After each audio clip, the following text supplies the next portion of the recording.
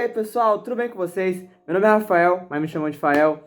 E hoje vamos falar um pouco sobre a Revolução Francesa. Então, pessoal, a Revolução Francesa é um assunto bem interessante de estudar, né? Gosto bastante dessa época, o começo ali da Idade Contemporânea. E vocês vão entender o porquê que é o começo da Idade Contemporânea, né?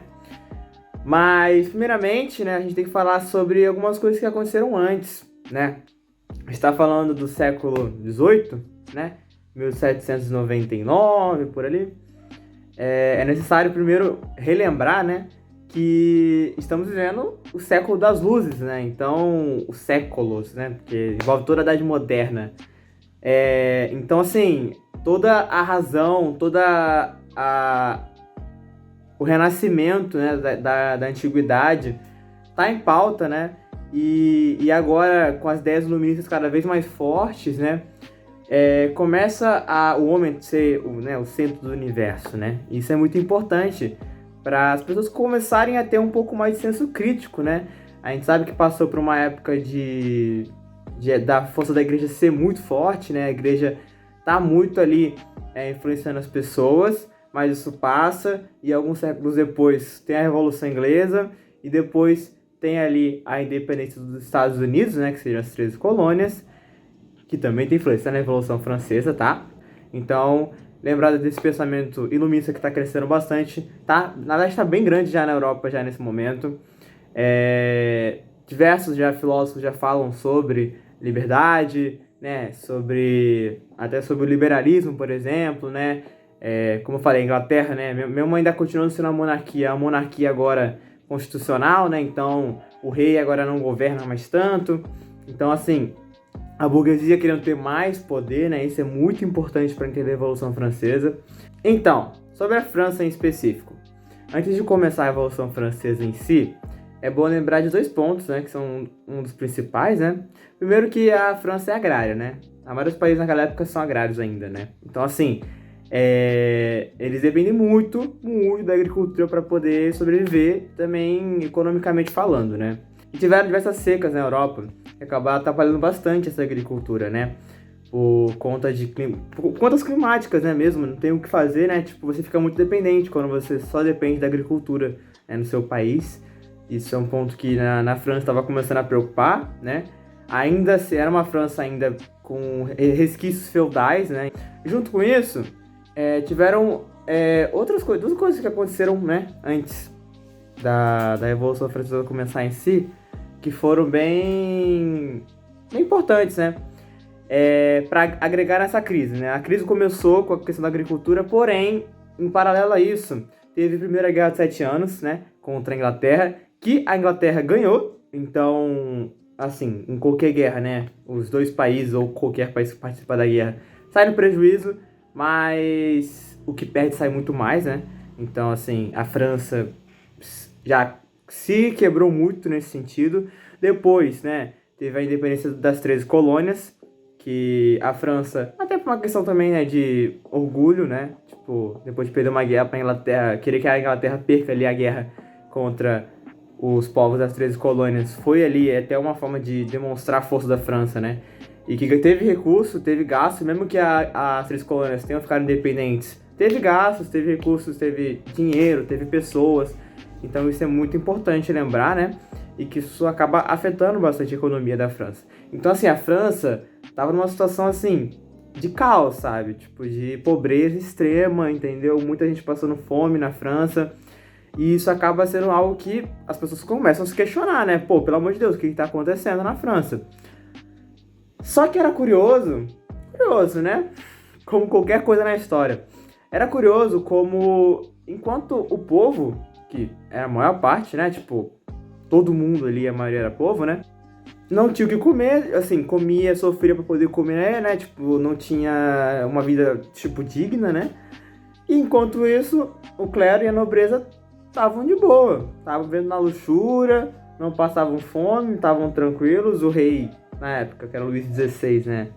Se eu não me engano, era neto do Luís XIV, né? O Rei Sol. Tava tranquilão, assim, como se tivesse nada acontecendo com a França, entendeu? E a França em crise. O povo começou a se questionar, né? E aí, vamos agora primeiro explicar a divisão das classes, né, da época, né? Era dividida em estamentos, né, a França, dividida em primeiro, segundo, terceiro estado, né? O primeiro estado era do clero, né, da parte religiosa. O segundo estado era a parte da nobreza, então a parte dos governantes. O rei fazia parte da nobreza. E o terceiro estado eram, principalmente, né, esses dois nomes é muito importante lembrar. Os girondinos, que eram a alta burguesia da época, que não tinha força política, mas tinha força econômica. Tinha os jacobinos, que era a baixa burguesia da época, que também tinha uma parte também forte na parte da economia, mas não tinham voz política, né? Tinha os camponeses e tinha os sans-culottes, entendeu? Os camponeses e sans-culottes, assim, eram um povo que eram os que mais sofriam, né? Porque, assim, enquanto os girondinos jacobinos ainda pelo menos tinham ali o comércio e tal para poder tentar sobreviver, os camponeses e os sans-culottes, assim, eram à margem da sociedade totalmente. E com isso tudo acontecendo, o primeiro e o segundo estado chamaram para uma Assembleia dos Estados Gerais, que é tipo uma reunião e tal, né? Tipo ali uma parte tipo para os estados conversarem, né, e decidirem, uma coisa que não acontecia há muitos anos, para tentar resolver essa crise, né, que estava cada vez ficando pior na França. E chamaram o terceiro estado, né, que envolvia, né, o povo todo, basicamente. Só que o voto naquela época, né, nessa assembleia, ele era baseado por estado. Como assim? Vou explicar pra vocês. É bem simples. Então, assim, não importasse quantas pessoas estivessem no primeiro estado, no segundo estado ou no terceiro estado. O que importasse é, tipo assim, que era um voto por estado. Não importasse, tipo, tivesse 2 pessoas no primeiro estado, 2 pessoas no segundo estado e 300 pessoas do povo, dos girondinos, jacobinos votando. Não ia fazer diferença na votação a quantidade de pessoas, né? E então isso era muito favorável, né, para quem já estava isento de impostos, né, a continuar assim, entendeu? E aí foi decidido nessa assembleia que o primeiro e o segundo estado continuariam sem pagar impostos e o terceiro estado pagaria mais impostos, entendeu? E aí, pô, imagina, né? O povo já passando fome, já passando dificuldade, ia dar merda, né? E aí o terceiro estado se reúne, né? E resolve, assim, indignados, claro, né? Resolvem fazer alguma coisa pra mudar essa situação, né? Não tava legal.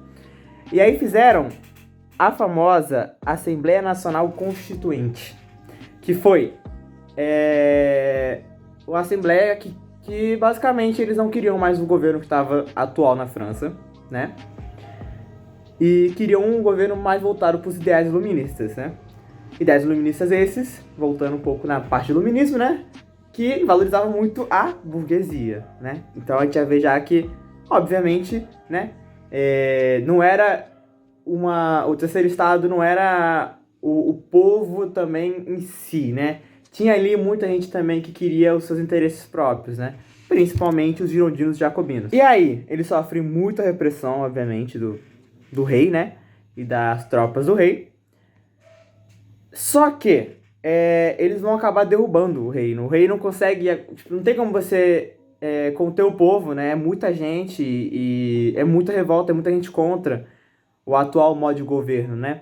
Então, no dia 14 de julho de 1789, o rei acaba saindo, né?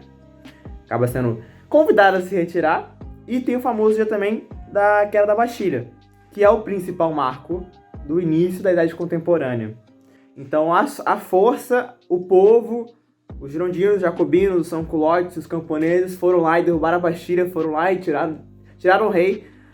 E isso foi muito importante para poder finalmente, né, a maioria do povo mudar, né, e tentar ter um pouco mais de participação política. E o terceiro estado decide lançar uma coisa muito importante também, chamada a Declaração dos Direitos do Homem e do Cidadão, que é muito, muito iluminista. Sim, é bem fácil de gravar, né, tipo, até pelo nome e tal, lembra até um pouco de direitos humanos, né, é bem parecido, assim, pra época, né? Óbvio que é diferente, não tem como comparar igual, mas é parecido pra época, né?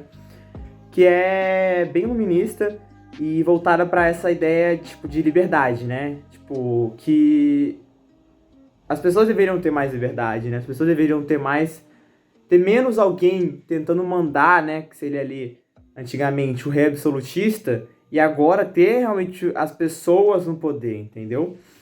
E aí surgem ideias, né, de liberdade de expressão, direito de ir e vir, né?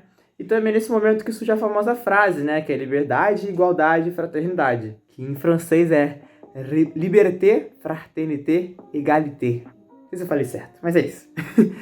Aonde o cidadão tem basicamente, teoricamente, tem basicamente direito de ir e vir, de liberdade, de ser livre, né?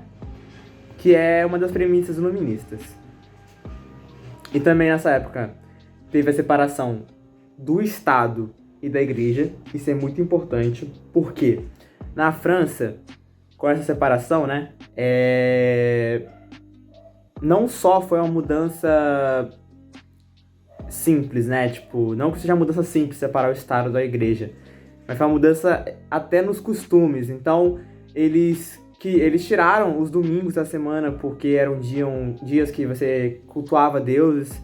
Eles mudaram o calendário gregoriano, então assim, o calendário, eu vou colocar aí na tela, o calendário era totalmente diferente, baseado nas estações do tempo.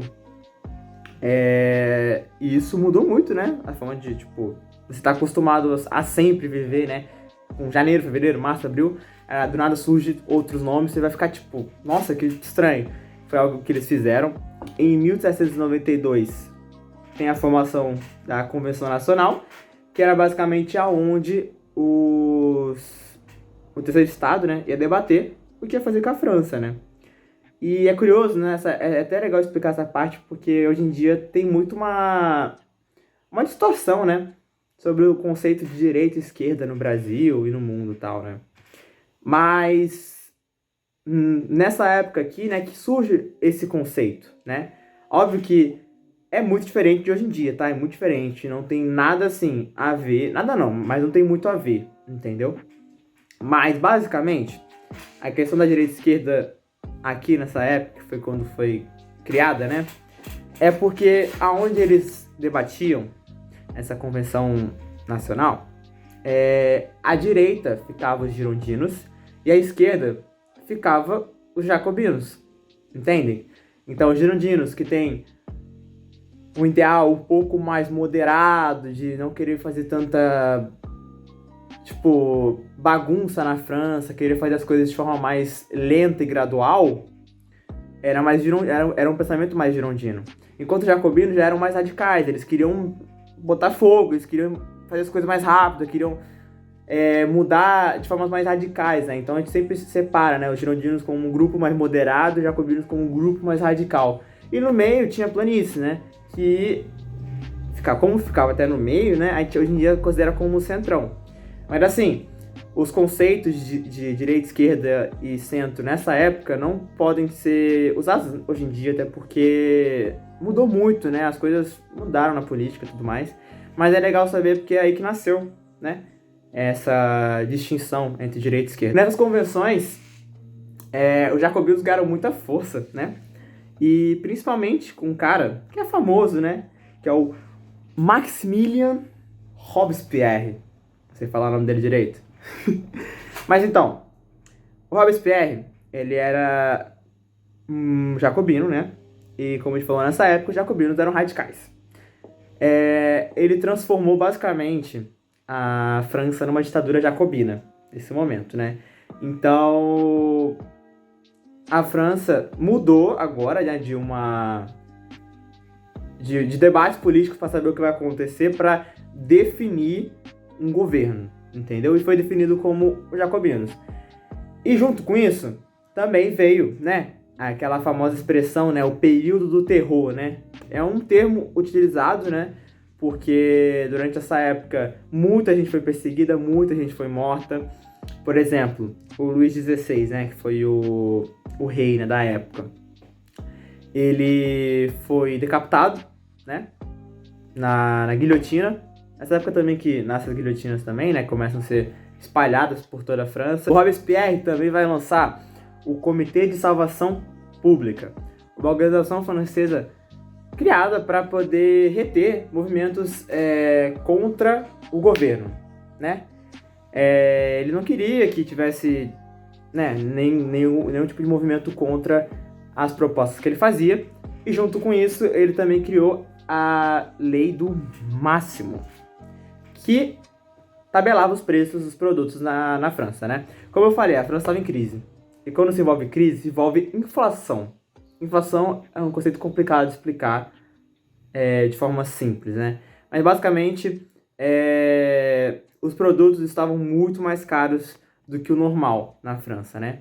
Isso por conta da demanda, né? Então, como teve os problemas com as secas da agricultura, como teve muitas guerras, pouca gente podia comprar, pouca gente podia vender, então meio que demanda, né? Então, se tem um pouco produto para vender e muita gente querendo comprar, tu dispara o preço que alguém vai ter que comprar, né? Ou não vai comprar, vai passar fome.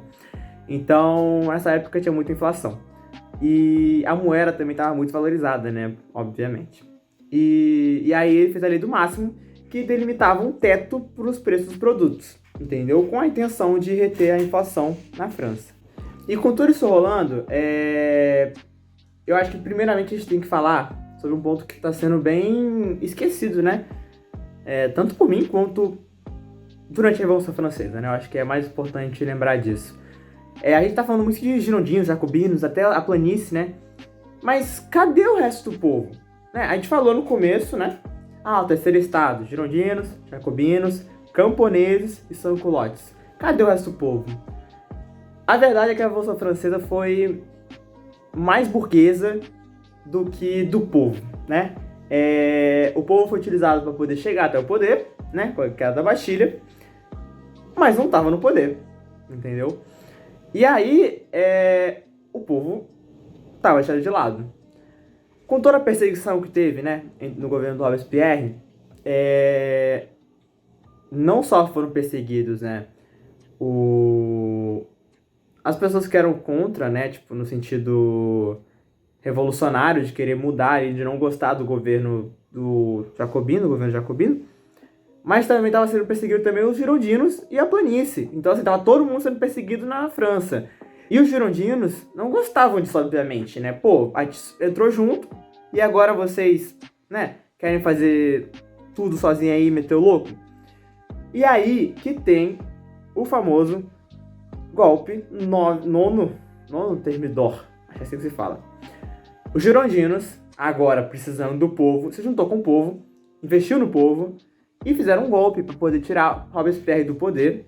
Assassinaram Robespierre até na guilhotina também, né? E tomaram o poder com um golpe, esse nono Thermidor. E aí que começa o governo girondino, né? A gente separa, né, ali entre a Assembleia Geral, né, governo jacobino, e agora o governo girondino. E que foi um governo um pouco mais moderado, né? Porque os girondinos eram mais moderados. Só que eles acabaram fazendo algumas mudanças. Primeiramente, é bom lembrar que durante o governo jacobino, o voto era universal. Então todo mundo poderia votar, entendeu? Era uma perseguição, era radical? Era. Mas todo mundo tinha direito de votar. Quando entrou os girondinos, o voto virou censitário. Ou seja, o voto era baseado na renda. Então, de novo, o povo se juntou para poder tirar uma ameaça no poder e foi deixado de lado. Porque os camponeses, os sans-culottes, não tinham condição financeira de ter um voto censitário. Isso é um ponto que demonstra, né, que a Revolução Francesa não foi uma revolução totalmente do povo. Foi uma revolução muito mais burguesa do que do povo. Óbvio que o povo, na hora que tinha que fazer ali o golpe, estava presente, mas não participou, entendeu? E junto com isso, assim, o governo girondino instaurou um modo de governo chamado governo diretório, né? Que tinham 5 diretores, assim que se fala, né? Comandavam a parte executiva da França. E depois disso, eles começaram a ficar com muito medo de um possível novo golpe, né? Porque já aconteceu um golpe, já que eles fizeram junto com os jacobinos. Aí os jacobinos tomaram o poder, aí eles fizeram outro golpe, né? Pra poder tirar os jacobinos. Poderia ter outro golpe pra poder tirar os girondinos, né? Eles começaram a investir no exército. Só que investir no exército pode ter dois motivos, né? Nessa época tinha dois motivos, principalmente. Primeiro, né? Ameaças externas, né? Quando alguma guerra, possível guerra, tal, com algum outro país, isso querendo ou não preocupava a França, preocupava qualquer país, né? Da época. Mas outro, né? Conter o próprio povo, né? Agora que o povo percebe pela segunda vez que está sendo usado e não tem poder político, por que o povo não pode se juntar agora e realmente fazer uma revolução do povo, né? Então acabou tendo um investimento alto, né? Na época, nos militares, e isso é uma faca dos dois gumes. Por quê? Ao mesmo tempo que você começa a se proteger do povo, você começa a fortalecer algo que pode te tirar também. Entendeu? E esse é o principal fim da Revolução Francesa. Os militares. Com tanto investimento militar, acabaram que eles ficaram mais fortes do que o próprio executivo, né? E aí teve o golpe do famoso Napoleão, né? Que é para uma próxima aula, né? Para falar melhor sobre ele. Mas, em 1799, Napoleão, com seu exército, vai lá e toma o poder da França, né? Napoleão que viveu a Revolução Francesa. Então ele era muito nacionalista em relação à França, mas que aproveitou desse medo girondino, né, do povo se virar contra ele para poder tomar o poder. Mas é isso, gente. Ó, Revolução Francesa começa em 1789 e termina em 1799. Feita pelo povo, mas muito mais pela burguesia, com ideais iluministas. Teve a Assembleia Geral, teve o período jacobino, que foi o período do terror, teve o período girondino e teve o golpe. Mas é isso, gente. Espero que tenham gostado. Revolução Francesa entender é muito importante para entender toda a idade contemporânea, porque foi o começo de muitos movimentos que aconteceram após ela. E eu espero que vocês tenham gostado do vídeo. Se tem alguma dúvida, pode mandar aí. Eu acho que o vídeo ficou muito longo, mas espero que vocês tenham entendido tudo bonitinho. Eu vou explicar o máximo de coisas possíveis. Curiosidades, podem mandar aí nos comentários ou perguntar, que eu também posso falar também, tá? Se puderem divulgar esse vídeo, que deu muito trabalho pra fazer e pra montar roteiro aqui, ó. O roteiro tá aqui do meu lado aqui. Eu agradeço, tá?